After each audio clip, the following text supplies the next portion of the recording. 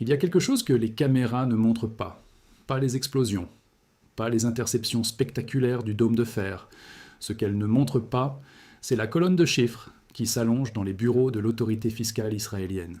9000 demandes d'indemnisation en 11 jours, 65 000 bâtiments endommagés, 10 000 véhicules détruits et 100 000 citoyens avec double nationalité qui ont pris leur passeport étranger et sont partis. Ce n'est pas une statistique, c'est un signal. Un signal que les guerres du XXIe siècle ne se gagnent plus seulement sur les champs de bataille. Elles se gagnent dans les bilans comptables, dans les décisions des compagnies d'assurance, dans les réunions des conseils d'administration à New York et à Londres. Ce qui se passe aujourd'hui en Israël est peut-être la démonstration la plus avancée de cette réalité que le monde moderne ait jamais vue. Mais d'abord, il faut comprendre l'arme physique qui rend tout cela possible. Le missile à sous-munitions. Imaginez un missile standard. Il vole vers sa cible. Le système de défense le détecte. Un projectile entrant, une interception nécessaire. Le dôme de fer est conçu pour ce type de calcul. Maintenant, imaginez un missile différent. Il vole. À quelques centaines de mètres d'altitude, avant même que les systèmes réagissent, il s'ouvre. Il libère 100, 200, parfois 300 sous-munitions individuelles. Chaque sous-munition pèse moins d'1 kilogramme. Chaque sous-munition descend sur une zone différente. Le dôme de fer ne calcule plus un problème. Il calcule 200 problèmes simultanément. Et il en rate la majorité. 600 missiles ont déclenché 42 000 alertes de sirènes séparées à travers le pays. Un missile, des dizaines d'impacts, des dizaines de maisons, des dizaines de voitures, des dizaines de familles qui appellent leur assureur le lendemain matin. Ce que je vous montre ici, c'est le mécanisme structurel. Mais il y a une couche que ce type de vidéo ne peut pas capturer, c'est la couche qui bouge chaque jour. Les données en temps réel sur les flux de capitaux qui quittent la région, les positions des grands acteurs institutionnels, les indicateurs qui précèdent les manchettes de plusieurs jours, tout cela est documenté dans la recherche financière. Description. Maintenant, regardons ce que ces chiffres font au système économique dans son ensemble. 9000 demandes d'indemnisation en 11 jours. Ces entreprises d'assurance ont des modèles de risque, des algorithmes calibrés sur des décennies de données historiques. Ils n'ont jamais vu 9000 demandes en 11 jours. Le seul précédent comparable est celui des grandes catastrophes naturelles. Mais une catastrophe naturelle survient une fois et elle passe. Un conflit armé utilisant des missiles à sous-munitions peut continuer pendant des semaines, des mois. Les compagnies d'assurance font alors quelque chose de très prévisible. Elles réévaluent le risque à la hausse. Les primes augmentent. Certaines zones deviennent inessurable. Et quand une zone devient inessurable, quelque chose de fondamental se produit dans le calcul des entreprises internationales. Elles ne peuvent plus garantir leurs actifs. Elles ne peuvent plus couvrir leurs employés. Elles ne peuvent plus obtenir du financement bancaire parce que les banques exigent une assurance comme condition de prêt. Ce n'est pas de la politique, ce n'est pas de l'idéologie, c'est de la comptabilité. Je vais interrompre ici un instant. Pas pour vendre quelque chose, pour nommer ce qui se passe en dehors de cet écran pendant que vous regardez cette vidéo. Le S&P 500 a des niveaux de surévaluation historiques, le pétrole sous choc géopolitique, la dette américaine qui croît d'1 trillion tous les 100 jours. Et dans ce contexte précis, un conflit qui démontre comment démanteler une économie moderne en quelques semaines. Ces données ne restent pas statiques. Et la fenêtre pour comprendre ce qui se passe avant que les manchettes l'expliquent, c'est maintenant. Les données en mouvement, les sorties de capitaux quotidiennes, les positions institutionnelles, les indicateurs de risque souverain, sont dans la recherche financière. Description. Mais la logique qui explique tout cela vient maintenant. Tel Aviv est le centre névralgique de l'économie israélienne. Les start-up, les fonds de capital risque, les centres technologiques qui ont fait d'Israël ce qu'on appelait la nation start-up. Quand les sirènes retentissent sur Tel Aviv, ce n'est pas une ville qui s'arrête. C'est un moteur économique qui tourne au ralenti. Et un moteur qui tourne longtemps au ralenti finit par caler. Israël entrait dans ce conflit avec une dette publique en hausse rapide, un shekel déjà sous pression depuis 18 mois et une banque centrale contrainte à des arbitrages difficiles. Le choc n'a pas créé la fragilité, il l'a révélée et accélérée. C'est ce que les économistes appellent la boucle de rétroaction négative. Les missiles arrivent, les bâtiments sont endommagés, les assureurs réévaluent le risque, les primes montent. Les entreprises internationales font leurs calculs. Certaines décident que le coût supplémentaire ne vaut pas le bénéfice d'être là. Dublin, Singapour, Lisbonne, quand les entreprises partent, elles emportent des emplois, des ingénieurs, des directeurs financiers. Ces gens perdent des impôts. Le gouvernement doit quand même financer la défense et reconstruire. Avec moins de recettes, il emprunte plus, à des taux plus élevés. Le service de la dette, absorbe une proportion croissante du budget, ce qui ralentit l'économie davantage, ce qui réduit encore les recettes fiscales. C'est la définition précise d'une spirale. Et une spirale, une fois enclenchée, ne s'arrête pas d'elle-même.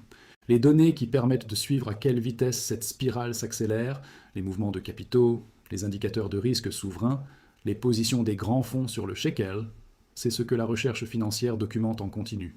Pas les données historiques, celles d'aujourd'hui. Description. Revenons maintenant à ce chiffre qui mérite qu'on s'y arrête. 100 000 personnes. 100 000 citoyens israéliens avec double nationalité qui sont partis depuis le début de cette escalade.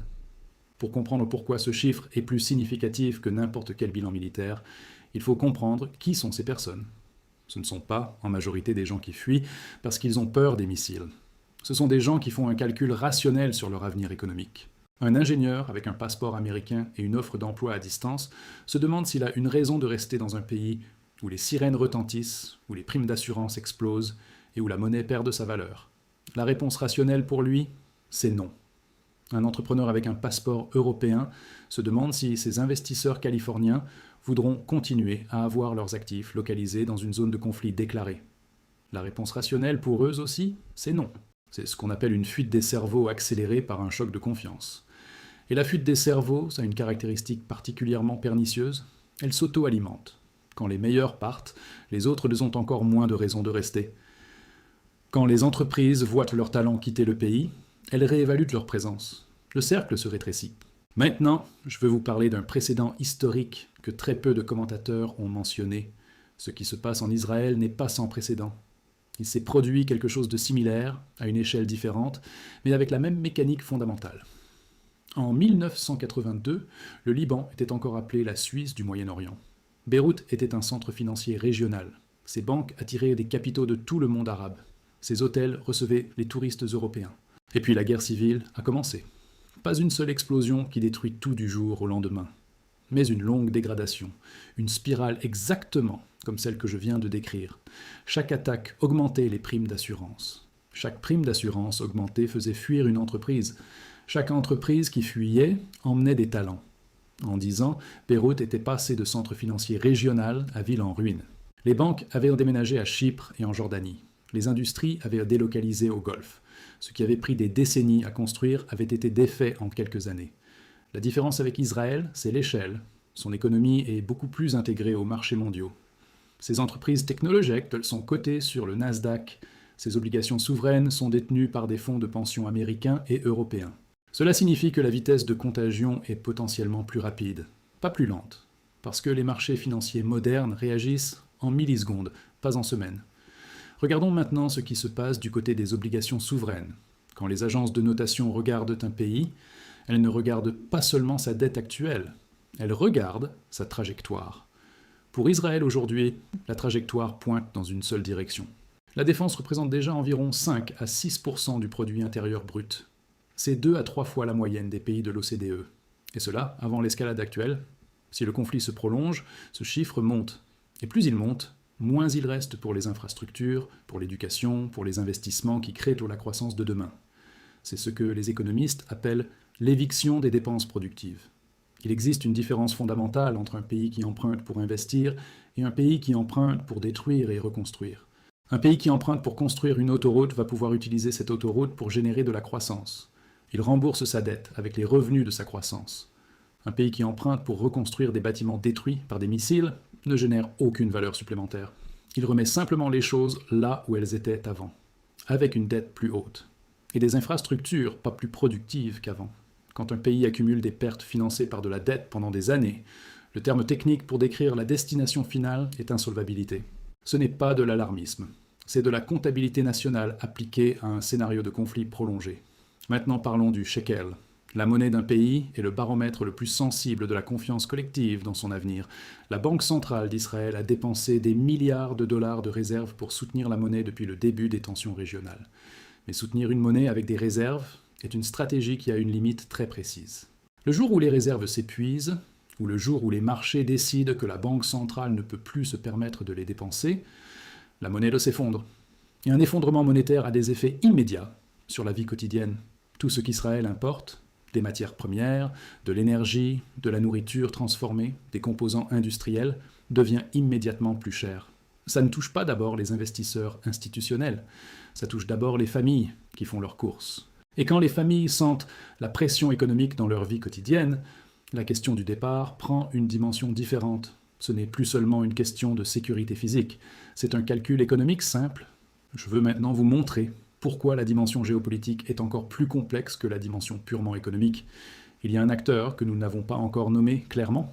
Washington a été jusqu'à présent le garant financier de la sécurité israélienne. L'aide militaire américaine représente plusieurs milliards de dollars par an. Mais cette aide n'est pas inconditionnelle. Elle passe par le Congrès. Elle est soumise à des votes, à des débats politiques.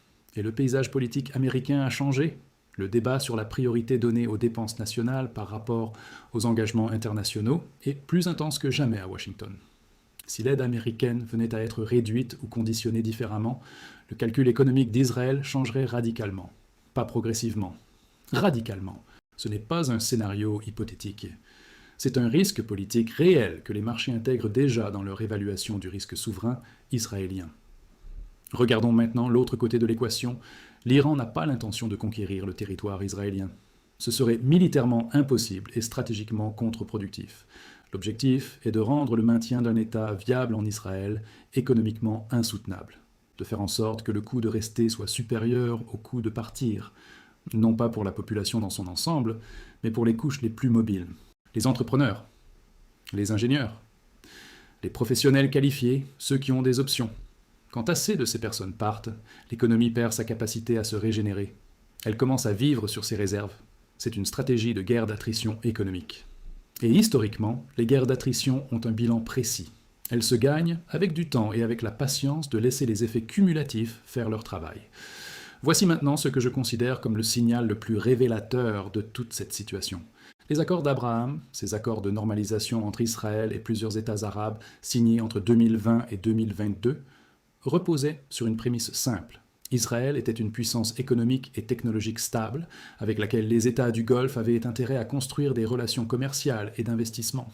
C'était un calcul d'intérêt, pas de sentiment, d'intérêt, et les intérêts changent quand les données changent. Si Israël est perçu comme une économie en déclin structurel, si ses meilleures entreprises migrent vers d'autres pays, si son système financier est sous stress chronique, alors le calcul d'intérêt pour les États du Golfe change aussi. Et dans la géopolitique des alliances, la neutralité est souvent une étape vers le désalignement. C'est le vrai enjeu stratégique à long terme. Pas les missiles de cette semaine, pas les demandes d'indemnisation de ce mois-ci, mais la question de savoir si dans 5 ans, dans 10 ans, Israël sera encore perçu comme un partenaire attractif par les pays qui ont choisi de s'en rapprocher. Ce que nous observons là est en réalité un laboratoire pour comprendre les guerres du futur. Les conflits du XXe siècle se décidaient principalement par la force militaire. Les conflits du XXIe siècle intègrent une dimension supplémentaire, la fragilité économique comme cible stratégique. Et les économies modernes, précisément parce qu'elles sont si intégrées et si sophistiquées, sont en réalité plus vulnérables à ce type d'attaque que ne l'étaient les économies de guerre traditionnelles. Une économie technologique avancée concentrée dans quelques centres urbains n'a pas la résilience d'une économie distribuée.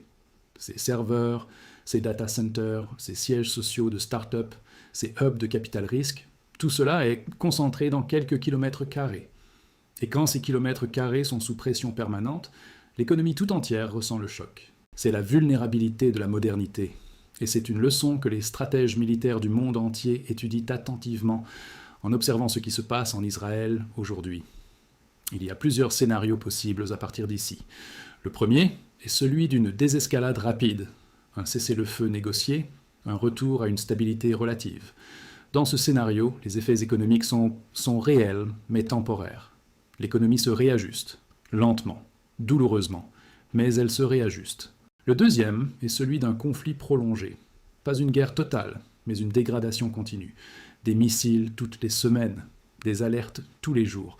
Un bruit de fond de violence qui rend impossible la planification à long terme. Dans ce scénario, la spirale s'accélère progressivement.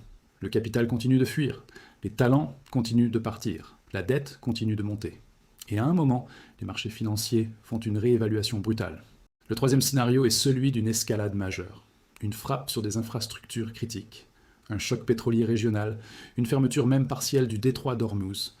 Dans ce scénario, les effets ne se limitent plus à Israël, ils touchent l'ensemble de l'économie mondiale.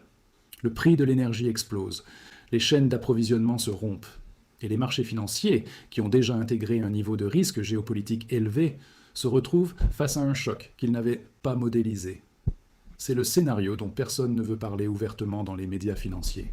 Mais c'est le scénario que les gestionnaires de risque des grandes institutions financières mondiales ont sur leurs écrans en ce moment même. Dans tous les cycles historiques de fragilisation économique liés au conflit, il y a eu une constante. Ceux qui comprenaient la mécanique du processus, avant que les effets soient visibles pour tous, avaient la possibilité de se positionner différemment. Pas nécessairement de spéculer sur le malheur des autres, mais de protéger ce qu'ils avaient construit, de ne pas être pris par surprise par une évolution que les données annonçaient depuis des semaines. L'histoire de l'assurance est précisément celle-là, un mécanisme de protection contre des risques identifiables. Mais l'assurance ne fonctionne que si on la prend avant l'événement. Après, c'est trop tard. Et dans les marchés financiers, c'est exactement la même logique. Comprendre les mécanismes, identifier les signaux, agir avant que les effets soient dans les manchettes. La question n'est pas de savoir si ce conflit aura des effets économiques, il en a déjà. La question est de savoir combien de temps ces effets vont durer et quelle ampleur ils vont prendre. Et pour cette question-là, il n'y a pas de réponse certaine, il y a des données, des indicateurs, des précédents historiques et des signaux qui apparaissent dans les chiffres avant d'apparaître dans les nouvelles. Ce sont ces signaux qui font la différence entre comprendre et subir. Nous nous retrouvons au prochain épisode.